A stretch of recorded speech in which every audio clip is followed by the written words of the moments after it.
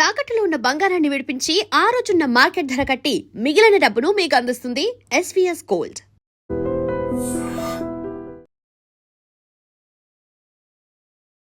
నమస్తే, welcome to job updates.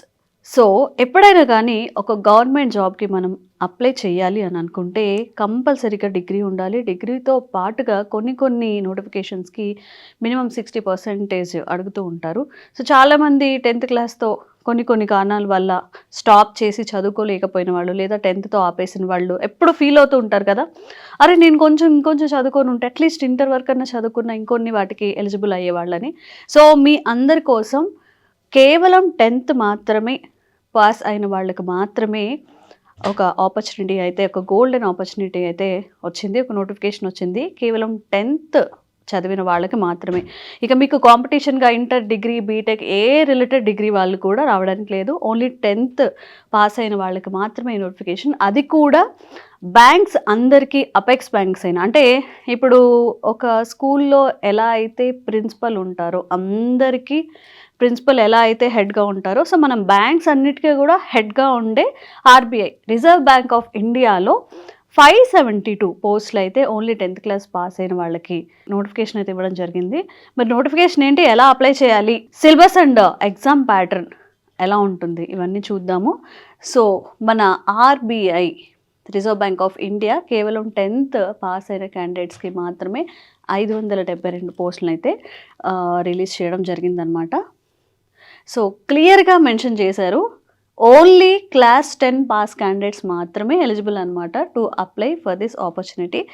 Graduates అసలు not eligible, బోల్డ్ చేసి మరి ఇచ్చారనమాట. సో మీకు కాంపిటీషన్ లేదు, హైయర్ ఎడ్యుకేషన్ వాళ్ళు వస్తారు అని చెప్పి కేవలం 10th పాస్ అయిన వాళ్ళకి మాత్రమే ఎక్స్క్లూజివ్గా ఈ నోటిఫికేషన్ ఇవ్వడం అయితే జరిగింది. 18 to 25 ఏజ్ అయితే ఉన్నవాళ్ళు దీనికి అప్లై చేసుకోవచ్చు. మీరు 18 years ఉన్నా సరే, 25 years ఉన్నా సరే, ఈ ఏజ్ గ్యాప్లో ఉన్న వాళ్ళందరూ, 10th పాస్ అయి ఉన్న వాళ్ళందరూ కూడా దీనికి ఎలిజిబుల్ అనమాట. అంటే మీకు డౌట్ రావచ్చు, ఇది కొన్ని రోజులే ఉంటుందేమో, అంటే కాంట్రాక్ట్ బేస్డ్ ఏమో అని. కాదు, పర్మనెంట్గా మీరు చేసుకున్న నాళ్ళు కెరీర్ గ్రోత్ అనేది చాలా బాగుంటుంది. ఫిక్స్డ్ వర్కింగ్ అవర్స్తో, జాబ్ సెక్యూరిటీతో, ఒక మంచి గుడ్ శాలరీ, అలవెన్సెస్ కూడా ఉంటాయి, and long time career growth కూడా ఉంటుంది. నార్మల్ బ్యాంక్ ఆపర్చునిటీస్కి ఎలా అయితే నార్మల్ డిగ్రీ ఆస్పిరెంట్స్ ఎవరైతే ఉన్నారో, అంటే ఒక యూనివర్సిటీలో పర్టిక్యులర్ డిగ్రీ పొందిన వాళ్ళకి వచ్చే జాబ్ ఎలా అయితే ఉంటుందో మీకు వచ్చే జాబ్ కూడా అలానే ఉంటుంది. జనవరి అంటే ఎప్పుడు అప్లై చేసుకోవచ్చు, బేసిక్ డీటెయిల్స్ తెలుసుకుందాము. జనవరి 15 నుంచి లాస్ట్ డే 4th ఫిబ్రవరి వరకు కూడా ఇది అప్లై చేసుకోవచ్చు. సో ఎగ్జామ్ డేట్స్ వచ్చేసి 28th February and 1st March అయితే ఉంటాయి. జనరల్గా బ్యాంక్ ఎగ్జామ్స్ అనేవి సాటర్డే, సండేనే మ్యాక్సిమం కండక్ట్ చేస్తారు. ఎందుకంటే ఏదైనా జాబ్ చేసుకున్నా కానీ వాళ్ళకు కూడా ఫీజిబిలిటీ ఉండాలి, వాళ్ళకు కూడా సదుపాయం కల్పించేలాగా. సో మేబీ ఈ 2 డేట్లు సాటర్డే ఆర్ సండే అవ్వచ్చు. 28th February and 1st మార్చ్న exam అయితే ఉంటుంది మీకు. ఏజ్ లిమిట్ ఇందాక డిస్కస్ చేసాం, 18 to 25 years ఉన్న వాళ్ళు అప్లై చేసుకోవచ్చు. సో సెలెక్షన్ ప్రాసెస్ ఎలా ఉంటుందంటే, ఒక ఆన్లైన్ ఎగ్జాము, అలాగే లాంగ్వేజ్ ప్రొఫిషియన్సీ టెస్ట్ అనేది ఉంటుంది. ఆన్లైన్ ఎగ్జామ్లో సిలబస్ చూద్దాము. లాంగ్వేజ్ ప్రొఫిషియన్సీ టెస్ట్ అంటే ఏంటంటే, ఇప్పుడు మనం ఒక బ్యాంక్లో పనిచేస్తున్నప్పుడు లోకల్గా వాళ్ళు ఏదైతే లాంగ్వేజ్ మాట్లాడతారో ఆ లాంగ్వేజ్ మనం మాట్లాడగలగాలి. అండ్ వచ్చిన కస్టమర్స్, బ్యాంక్ ఎవరైతే వస్తారో వాళ్ళు చెప్పేది కూడా అర్థం చేసుకోగలిగి ఉండాలి. ఫర్ సపోజ్ తెలంగాణ, హైదరాబాద్లో తీసుకుంటే తెలుగు మాట్లాడతాం, మీకు తెలుగు వచ్చి ఉంటే సరిపోతుంది. సో అక్కడ పారాగ్రాఫ్స్ కానీ ఏదైనా ఇస్తారు. సో ఆ ఎస్సేస్ చూసుకొని రాయడం, అందులో క్వశ్చన్స్ రాయడం, ఇది ఈజీగా ఉంటుంది, ఎవరైనా పాస్ అయిపోవచ్చు. అంటే తెలుగు చదవడం వస్తే చాలు, చదవడం, మాట్లాడడం. అప్లికేషన్ ఫీజు వచ్చి 450 రూపీస్ ఉందన్నమాట. 450 or 50 అన్నారు. మేబీ ఎస్సీ ఎస్టీ క్యాండిడేట్స్కి, అన్రిజర్వ్డ్ కేటగిరీస్లో ఉన్న వాళ్ళకి ఫీజిబిలిటీ అయితే ఉండొచ్చు. సో ఇప్పుడు ఈ రోజునైతే, ఇప్పుడు మీరు ఈ వీడియో చూసిన వెంటనే కూడా వెబ్సైట్కి వెళ్ళి, గూగుల్లో వెళ్ళినా, లేదా ఫ్రీ జాబ్ అలర్ట్లో, ఇంకా చాలా ప్రైవేట్ వెబ్సైట్లు అయితే ఉన్నాయి, దాంట్లో ఆ లింక్ త్రూ మీరు అప్లై చేసుకోవచ్చు. సో కొత్తగా అప్లై చేస్తున్నారు, ఎలా అప్లై చేయాలి అనే వాళ్ళకి ఇప్పుడు ఫ్రీ జాబ్ అలర్ట్లోకి వెళ్ళి ఆర్బీఐ ఆఫీస్ అటెండెంట్స్ అది క్లిక్ చేస్తే అక్కడ లింక్ ఒకటి వస్తుంది అనమాట. ఆ లింక్ మీద క్లిక్ చేస్తే సో డైరెక్ట్ ఆర్బీఐ, ఒకవేళ ఆర్బీఐ వెబ్సైట్లోనే మీరు చేయాలి అనుకుంటే RBI.organization.in ఇందులోకి వెళ్ళేసి opportunity@RBI రిక్రూట్మెంట్ పేజ్ దీని మీద క్లిక్ చేసినట్లయితే మీకు ఈ నోటిఫికేషన్ అయితే కనిపిస్తుంది.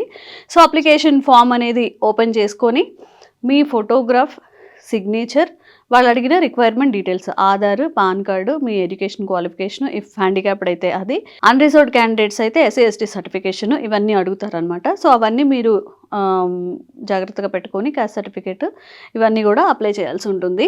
అలాగే మనకి ప్రతి ఎగ్జామ్ అప్లై చేయడానికి ఒక రిక్వైర్మెంట్ ఉంటుందన్నమాట. మనం పాస్పోర్ట్ సైజు నీట్గా ఉన్నది, అంటే లైక్ ఉన్న ఫోటోని కట్ చేసి పెట్టడం అలాంటివి చేయొద్దు. లేకపోతే ఒక పాస్పోర్ట్ సైజ్ ఫోటో దిగండి, నీట్గా white background or black background ఉండేలాగా చూసుకొని ఆ ఫోటోని అయితే అప్లై చేయాలి. అండ్ పర్టిక్యులర్ సైజ్ మెన్షన్ చేశారనమాట.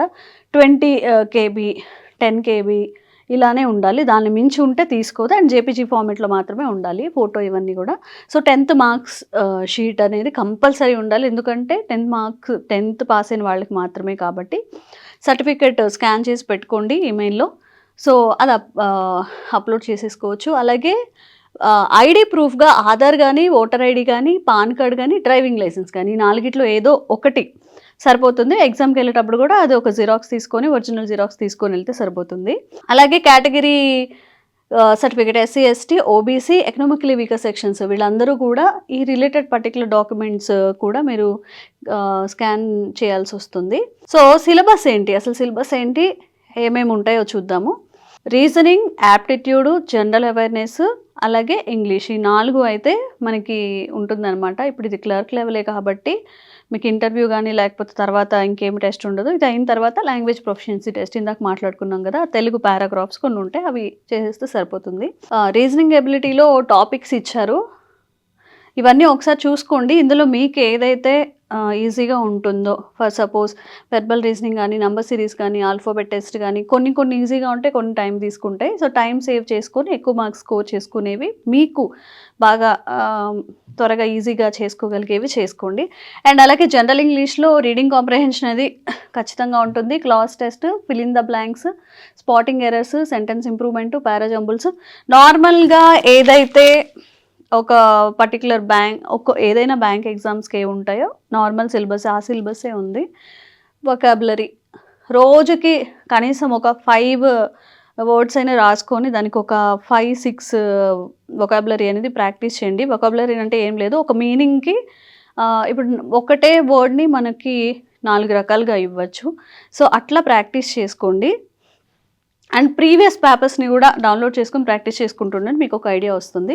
And general awareness, current affairs, India and global, static GK, political science and history, వీటికి పర్టికులర్గా కొన్ని ఎగ్జామ్స్కి దీనికి సంబంధించిన సిలబస్ అని చెప్పి మెటీరియల్ దొరుకుతుంది. మీరు ఆ మెటీరియల్ వరకు మంచిగా నీట్గా మొత్తం చదువుకున్నా కానీ అందులో నుంచే వస్తాయి.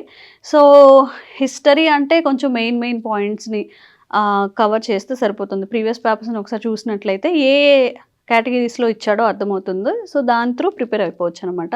సో న్యూమరికల్ ఎబిలిటీలో సింప్లిఫికేషన్, అప్రాక్సిమేషన్ ఈ 2 ఈజీగానే ఉంటాయి. నంబర్ సిరీస్ ఈజీగానే ఉంటాయి. డేటా ఇంటర్ప్రిటేషన్ వచ్చింది చేయండి, లేకపోతే వదిలేసేయండి. అట్లీస్ట్ 2 అయినా చేసుకోగలుగుతారు, ఒక 2 అయినా కలిసి వస్తాయి.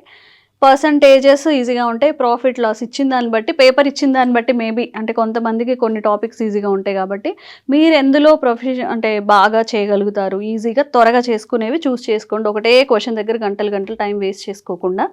సో తర్వాత ఇది మీరు క్వాలిఫై అయిన తర్వాత లాంగ్వేజ్ ప్రొఫిషియన్సీ టెస్ట్ అనమాట. ఇక్కడ ఇచ్చారు ఏ స్టేట్కి ఏ లాంగ్వేజ్ మాట్లాడాలనేది. మనం హైదరాబాద్, ఏపీ నుంచి తెలుగు మాట్లాడి రాయగలిగి చక్కగా అది ఇచ్చింది అర్థం చేసుకొని ఆ క్వశ్చన్స్ ఫిల్ చేస్తే చాలు. మినిమంగా అసలు అది అందరూ చేయగలుగుతారు. ఒక 5th క్లాస్కి ఎలా ఉంటుందో మేబీ 5th 7thకి ఒక న్యూస్ పేపర్ చదివి అందులో క్వశ్చన్స్ రాసినట్టే అనమాట. దాని గురించి మీరు బాధపడక్కర్లేదు. 30 క్వశ్చన్స్, 30 మార్క్స్. జనరల్ అవేర్నెస్ అన్నీ కూడా ఈక్వల్ మార్క్స్ అండి. కొన్ని ఎక్కువ, కొన్ని ఇంగ్లీష్ అవి ఎక్కువ ఇస్తుంది. 430 ఈచ్ 30 క్వశ్చన్స్ సెక్షన్ వైజ్గా 30 మార్క్స్ వస్తున్నాయి. టోటల్ మీకు 90 మినిట్స్ ఉంటుంది. సో ఈ 90 మినిట్స్లోనే కంగారు పడకుండా, ఇది ఆన్లైన్ టెస్ట్ కాబట్టి ముందుగా ప్రాక్టీస్ చేసుకుంటూ ఉండండి కంప్యూటర్స్లో. అంతా బాగానే ఉంది. మరి శాలరీ ఎంత ఉంటుంది, మరి 10,000 15,000 అంటే ఇప్పుడున్న ఖర్చులకి సరిపోవు కదా అని అనుకుంటున్నారు కదా, ఆ థాటే అవసరం లేదు. నియర్లీ మీకు 40,000 to 45,000 మంత్లీ వస్తుందన్నమాట. అంటే ఏదో తక్కువ ఉన్న శాలరీ కూడా కాదు. సో బేసిక్ పేనే ఇక్కడ మెన్షన్ చేశారు చూడండి. 24,250 రూపీస్ బేసిక్ పేనే. ఇంకా అలవెన్సెస్ ఉంటాయి, మిగతా యాడ్ అయి ఉంటే గ్రాస్ శాలరీ వచ్చేసి మనకి 40,000 to 45,000 దాకా మీరు డ్రా చేయొచ్చు అనమాట. 7th pay commission through.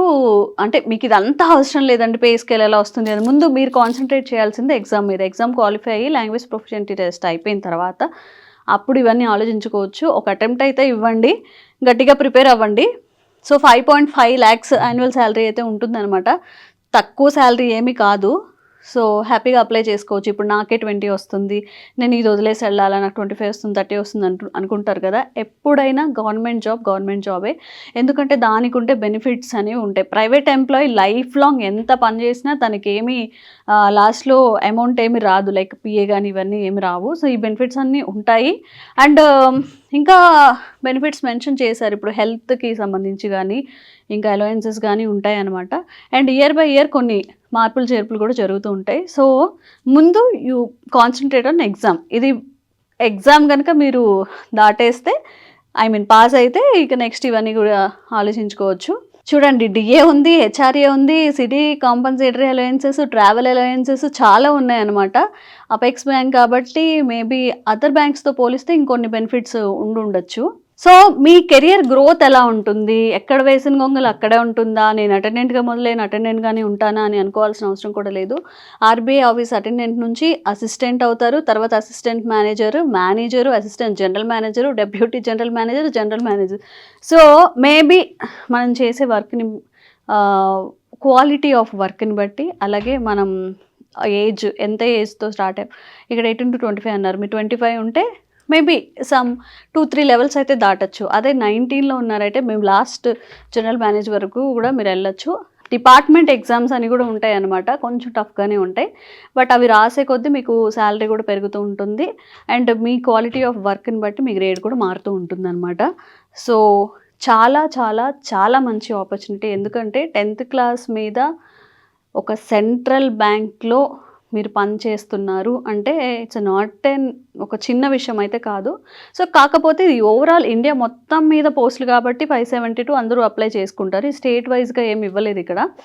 Official నోటిఫికేషన్లో మేబీ తెలుస్తుందేమో. సో ఖచ్చితంగా చాలా చాలా స్ట్రాంగ్గా ప్రిపేర్ అవ్వండి, నో డీవియేషన్స్. ఇప్పుడు వరకు ఏమైనా ప్రిపేర్ అయితే ఓకే, అట్లీస్ట్ ఇప్పుడైనా ప్రిపేర్ అవ్వడానికి ట్రై చేయండి. ఒక్కటే ఎగ్జామ్ కాబట్టి ఇప్పుడు మెయిన్స్కి మీరు పోటీపడి చదవక్కర్లేదు. ముందుగానే కొంచెం ఏదైనా reasoning, numerical ability, English practice చేసిన వాళ్ళకి కొంచెం జీఏ కవర్ చేసుకుంటే ఇంకా హ్యాపీగా ఎగ్జామ్ అనేది బాగా రాయొచ్చు. All the best. And for more videos, Please subscribe to iDream. Please subscribe to iDream. Please subscribe iDream. And please subscribe to iDream. For more videos, subscribe to iDream. please like, share and subscribe to the channel. Congratulations, iDream. Subscribe to iDream. Subscribe to iDream. So subscribe to iDream Media. iDream की iDream team अंदर की huge congratulations. Please subscribe iDream Media. Please subscribe to iDream. Subscribe iDream. Please subscribe to iDream. iDream అంటే నా కళల channel subscribe చేసుకున్న నోరు తిరుగుతలేదు, మీరైతే గంట గుర్తు కొట్టండి. For more such videos, please subscribe to iDream. Subscribe to iDream. Please subscribe to iDream. Please subscribe iDream Media. Please do subscribe to iDream. Please subscribe to iDream Media. For best entertainment and information, please subscribe iDream. And don't forget to subscribe to iDream.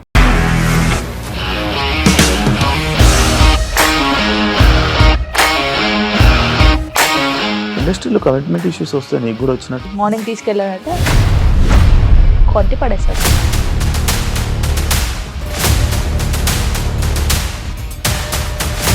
ఒక్కళ్ళు కూడా చూడలేదు ఈ cinema అని చెప్పడానికి కూడా చాలా ధైర్యం కావాలి. అది నిజం కదా, దాంట్లో ధైర్యం ఏంటి? ఇది నెక్స్ట్ డే ప్లేట్ మార్చేస్తే తప్పు కదా. As of now we are comfortable this అని నేను అనుకుంటున్నాను. రష్మిక గారిది మీది ఒకే ఊరు అంట కదా. నీకు కోపం వచ్చిందంటే బాగా తిట్టేత్తరా? తిట్టేద్దామండి. నిజంగా గేమ్ ని ఎలా చేంజ్ చేయగలిగారు? ఏపీఎస్ఎఫ్సి వాళ్ళకి 6 నెలల్లో నేను 6 లక్షలు కట్టా. బిజినెస్ చేయాలనుకుంటే it is as difficult as riding a tiger.